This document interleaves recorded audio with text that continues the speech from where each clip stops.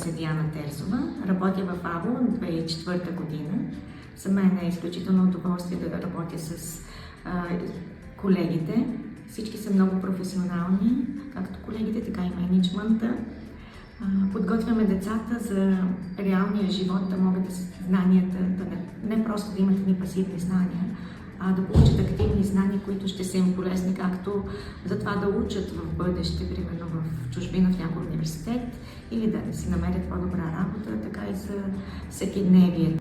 Което ми харесва в АВО е, че се държи много високо ниво и не случайно сме единствените в България, които имаме сертификат на Equals, което е доказателство за високия стандарт на езиковите услуги, които предлагаме. Начинът, по който преподаваме на децата, е доста разчупен и непрекъснато ни обучават какви нови неща да въведем в самото преподаване. Например, при малките деца всичко е много интерактивно, много е комуникативно. Децата не просто получават пасивни знания, но активни знания, които веднага могат да приложат в живота. При тинейджерите също така се стараем да имаме лично отношение към тях, към живота им, те да могат да споделят това, което ги вълнува, тези теми, които ги вълнуват, тях да дискутираме най-вече и на тях да можем да сме им полезни.